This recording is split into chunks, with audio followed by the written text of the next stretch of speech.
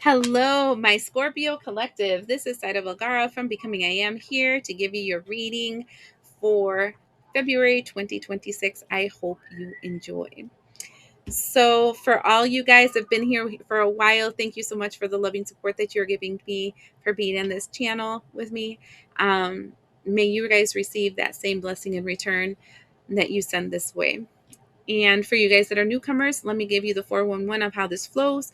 First of all, four astrological events we'll be going through using some oracle and whatever channeled information that I get for your specific sign for those channeled events that will happen.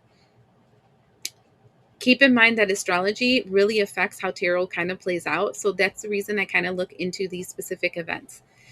Nextly, I put down all the information of the tarot. I do like a pyramid to give you a final message and an affirmation in the end. I usually only like doing tarot once a month for you guys because I think that energies needs time to kind of unravel and do what it's supposed to do. And if the message is heavy, like something that you have to fix, it gives you time to fix it. And if you're constantly looking at something different, you're putting too much water in every single cup. None of them are going to fill. So that's why I only do it once a month. So that's for whoever wanted to know that. And starting off, Saturn will be in Aries on the 13th of February, and it shall stay there until April 12th, 2028. So we have 2 years of that. And that is discipline, organization, structure, also contracts signed up with the energy of Aries, which is the elements of fire, action, your identity, the emperor energy, taking charge, knowing what you should do yourself and what you should delegate. So let's see what's up with this. How will it affect you, my Scorpios? I just got this for Libra, the energy of Yemaya. I want to get two more. No, they said one more. Hold on. Tell me why. Freya, to be bold. Okay, so I feel like you're letting something go. This is interesting. Okay, so the beginning of February, February 1st, we have a full moon. I didn't mention it to the other signs because it really didn't matter. But for you, I think it does. In that full moon, you're releasing something. And you're going to feel the movement of that full moon that happens the first all the way here on the 13th. Because once you let yourself go on the first, on February 1st, you're free. Then you're going to start seeing how things start moving so much quicker for you. But around the 13th.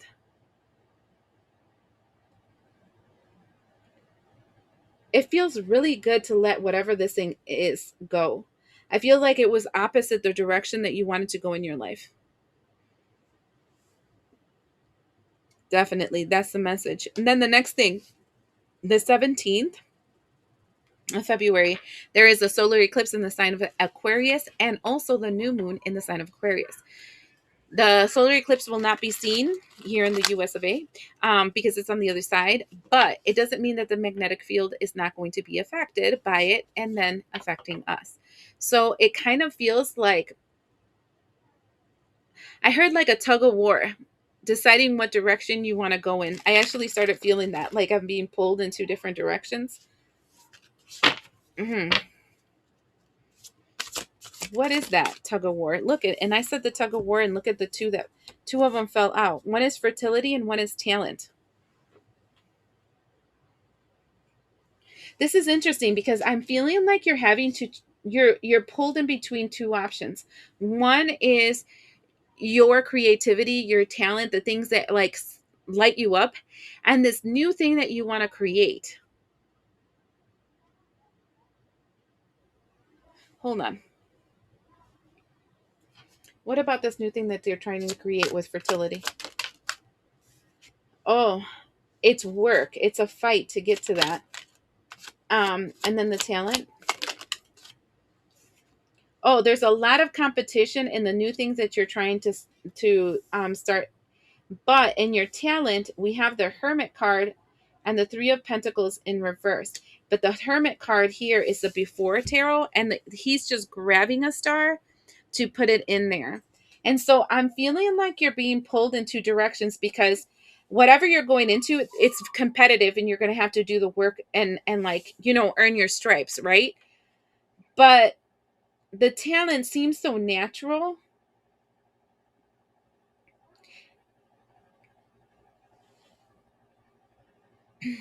but there's still no direction towards what this talent is going to do for your life. And there's no structured idea either. The sun card is here in the bottom. I feel like though there's a lot of dreams and ambitions for this talent, and maybe you're being drawn in that direction, like, really, I should really do this because it's really calling my attention, blah, blah, blah, whole mess of stuff. I feel like you're just doing that, the talent, because what you're trying to birth into your reality is hard.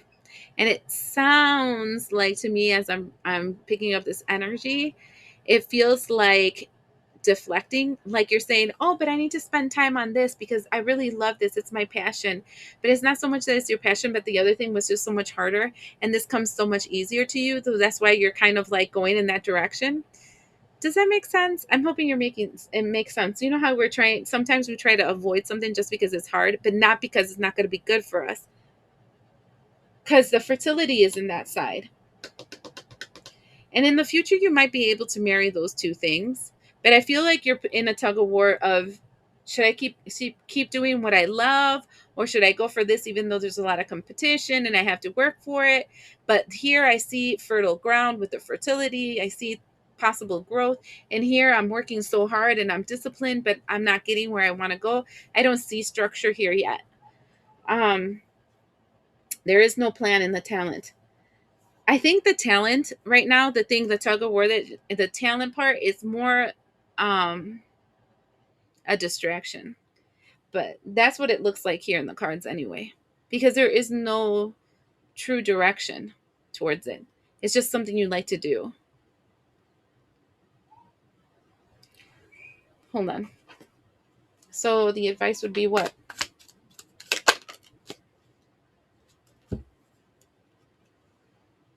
Seven of Wands in reverse. It's literally saying stop blocking it.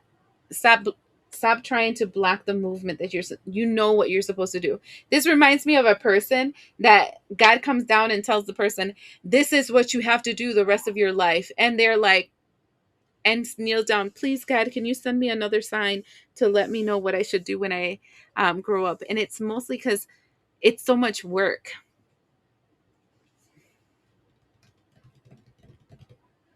That's interesting.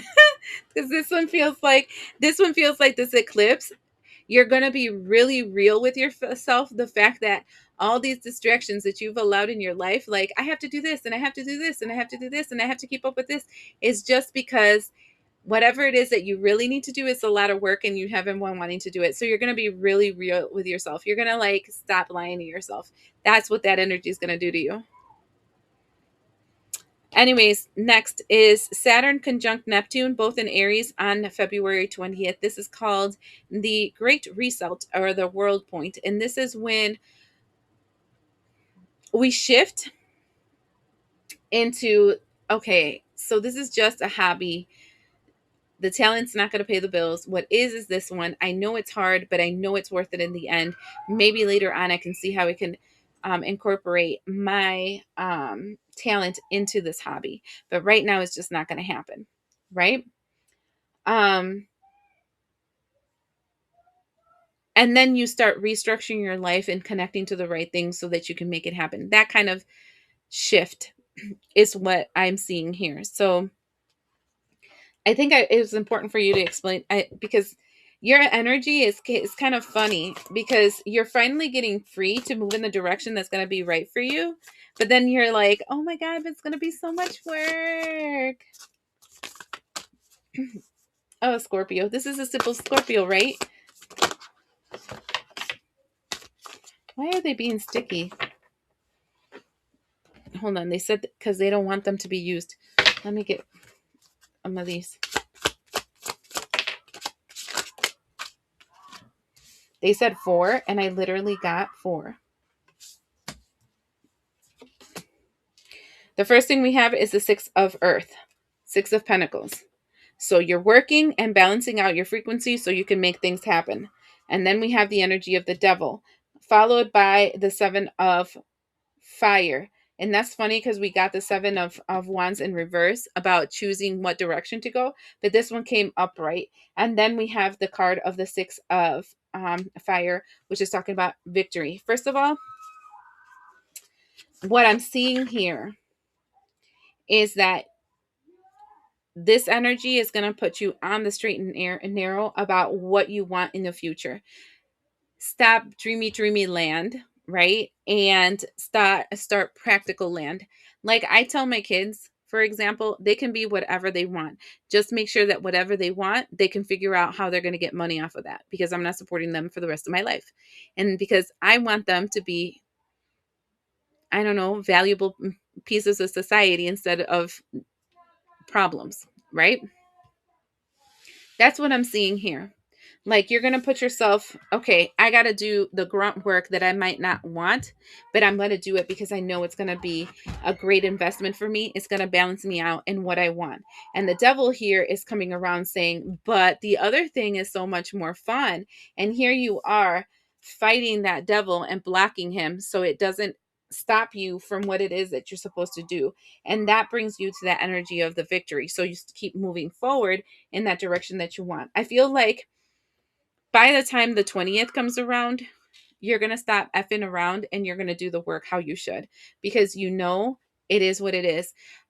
I love that. It's a passion. I'm going to figure out in the future how I'm going to incorporate that in my reality. But at this precise moment, that is not something I can reasonably do. So I'm moving on and I'm going to do what I can so that I can live in this society, in this world. And then later on, I'm going to see how I can put that back into this because I love that. Does that make sense? I'm sure you guys get it. And then the last thing I'm going to look into is Mercury retrograde in the sign of Pisces. That's on February 26th all the way to March 20th. What do we have to tell them about that? Whew, that was crazy. That went so quick. And this time they weren't sticky. So they just didn't want me to use them. Look at what I got. I got radical honesty with strength and vulnerability. Strength of vulnerability. Strength of vulnerability says true power lies at the root of perceived weakness. You know, and that's when we think that we're not capable, that we can't, that we're too dumb or too fat or too ugly, or I don't know, fill in the blank, right? When you're very vulnerable, you're like, okay, I don't know if I should, but I'm going to because I'm feeling a calling to this, and you move in that direction. That is a show of true strength, because to do something just because you can and you don't have any fear moving forward, that's not strength. That's just you're able to do it, you know? And then we have this one, radical honesty, which says to believe in the facade is to suffocate in the armor of alienation, self-defeat, and self-denial. And see, radical honesty is stop stop lying to yourself and seeing the truth about a situation. I'm feeling like the entire reading has been 100% you coming to that realization of this is just what I have to do. I really love this other thing. I'm going to see in the future how I can incorporate this other thing back into my reality. But at this time, it's not something that is doable. And so it's okay for me to cut it out right now. Okay. So with that,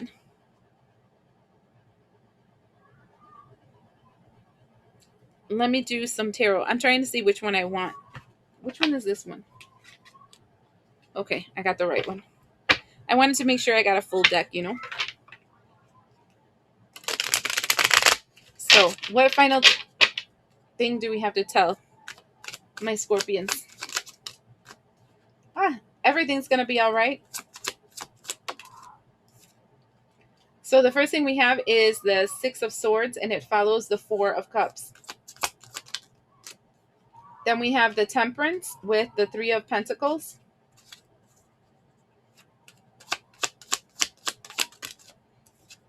The Page of Wands and the King of Swords.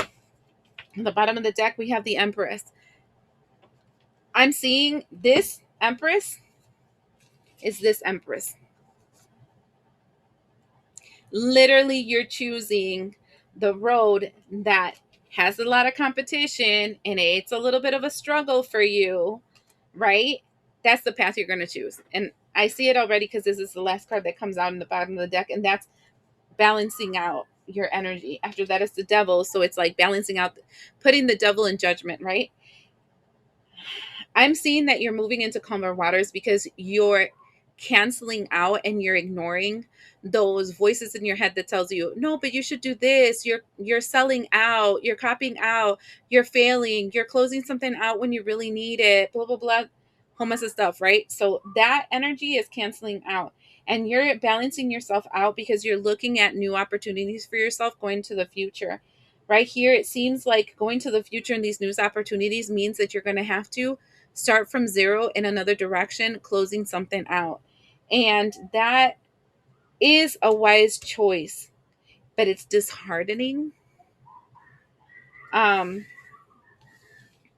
I feel like the I feel like you're going to feel a little disheartened when you're going to have to make this decision because it is letting go of something that you really wanted to manifest like right now. But I think the universe is kind of telling you, hey, maybe it's not right now, but maybe it's sometime soon. Um, because we have to be practical right now. We need to bring in that income. We need to be stable. And then we can see how we can mesh our two worlds together after we have that stability. Um, I know somebody's not going to like that message because it's kind of like I'm telling you to give up in your dreams, but I'm not telling you to give up in your dreams. I'm telling you that can we postpone it? You can continue to do like side gig with it or something like a little here and there, but closing that out so you have that potential to be able to move forward in the future. I don't know. That one's interesting. Let me get an affirmation for you. I think somebody's not going to be happy about the fact that they're going to let something go. How about that? In the bottom, it says, I am worthy of all good things that happen to me. This is so weird. Oh, hold on. There it goes. And there it goes. And in the back, it says, what activities make me feel good about myself? How can I celebrate my accomplishments?